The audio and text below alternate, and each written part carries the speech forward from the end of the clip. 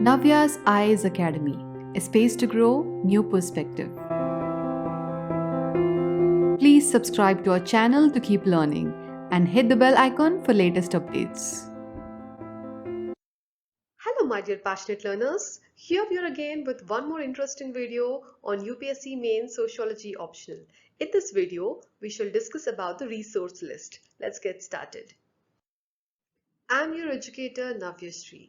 I've done my Masters in Applied Sociology and secured rank 1 from Christ University, Bangalore, and I've done my Bachelor's in Engineering and secured rank 3 from Satyabama University, Chennai.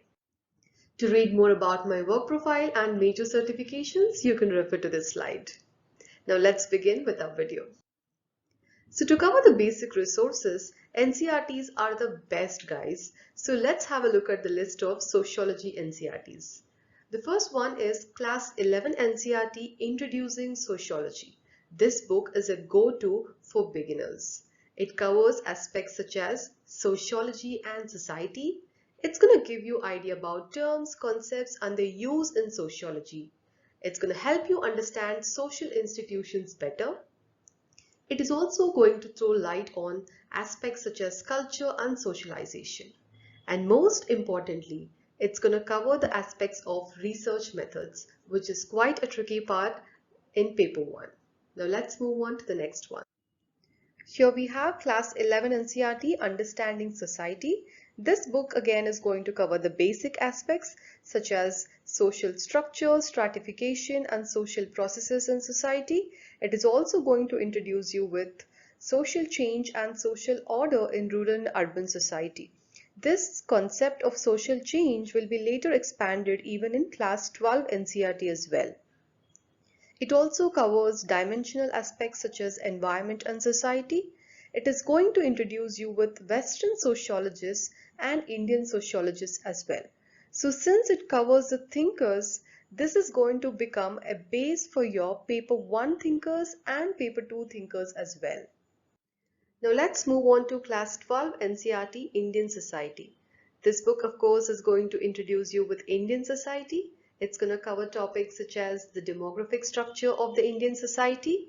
It is also going to expand the social institutions on the dimensions of continuity and change. If you remember, social institutions was already covered in Class 11 and this topic here is going to be an expansion of that. Next, it is also going to throw light on market as social institution. It is also going to discuss about patterns of social inequality and exclusion, which is very important in sociology.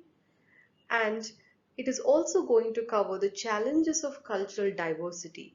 Considering Indian context, considering the diversities that we have, this topic becomes very important, guys. Now let's move on to the next resource. So the last and final basic resource is Social Change and Development in India. It is going to cover concepts such as structural change, cultural change. It is also going to throw some light on Indian democracy. It is also going to cover interesting concepts such as change and development in rural society, change and development in urban society. If you notice, change in rural and urban societies has already been discussed in Class 11 NCERT Understanding Society. So these two topics here on the screen are going to be an expanded versions of those topics. Next, it also discusses globalization and social change, mass media and communication. Now look at these technologies. You can always expand these topics with the current events that are happening. In terms of digital revolution or in terms of social media, you can try to expand topics like this. Lastly, it's going to cover social movements, which is a relevant aspect given the Indian context. So these are the 4 NCERTs that you're required to cover in order to have a strong foundation for sociology so that you can move on with the core resources. Now let's get to that. We shall begin our discussion with paper 1 core resources. The first one is IGNOU study material. You can refer to both BA and MA study material of IGNOU. Since IGNOU is open university, the entire content will be in narrative style. Hence, it is easy to grasp. You can actually make IGNOU as your primary core resource and refer to any topic. And remember, IGNOU is material can be used both for paper 1 and paper 2.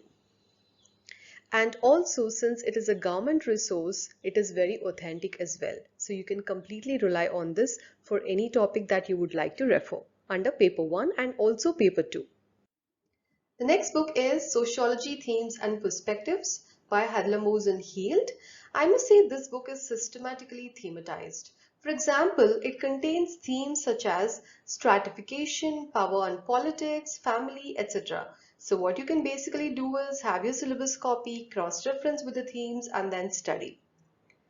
Going forward, it also covers research methodology. You can expand the knowledge that you have gained from NCERTs with this theme under the book. It also covers sociological theory to an extent, but however, you might need one more resource to cover thinkers apart from Hadlamose and Heald. To review, I must say the concepts are very clearly defined in this book, and that's the reason your answer writing capability becomes very strong if you read this book. Plus, it has interpreted the perspectives so well. You take structural functionalism, conflict theory, interpretative sociology, everything is very well interpreted in this book. Now let's move on to the next one. The next one is Sociology Themes and Perspective by Hadlamose and Holborn. The previous one was Hadlamose and Heald.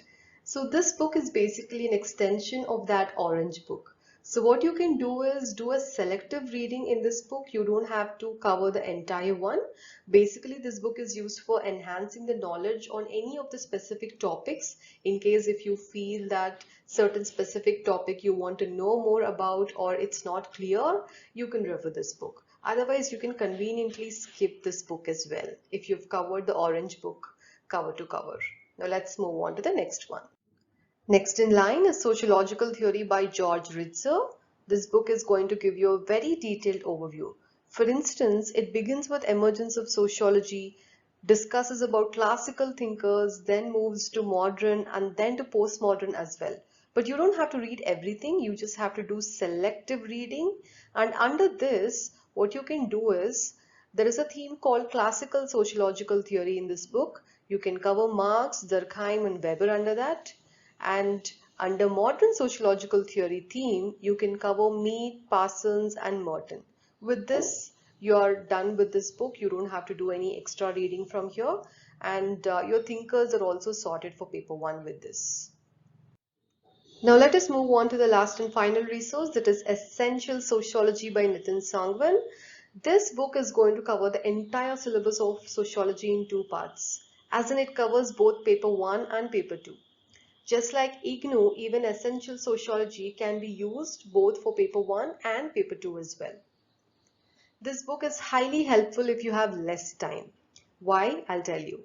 You can actually supplement with any of the other major resources I've mentioned. For example, let's say you don't have enough time. You can just take IGNOU material and Essential Sociology and try to expand on that and make tidbits of notes. That much is enough. So all these 5 resources are considered as core resources for paper 1. You can always mix and match and do whatever works for you. Let's move on to paper 2. So for paper 2, you can begin with Indian Sociological Thought by B.K. Nagla. This book covers development of sociology in India. So paper 1, we were discussing only about Western sociology, but whereas paper 2, you need complete knowledge about sociology in India. So how this development happened over time in 3 stages, all these things have been covered in this book. Plus all Indian thinkers are at one place. And these Indian thinkers are organized as per their perspective. For example, G.S. Ghurye under Indological perspective, A.R. Desai under conflict perspective, M.N. Srinivas under structural functionalism perspective.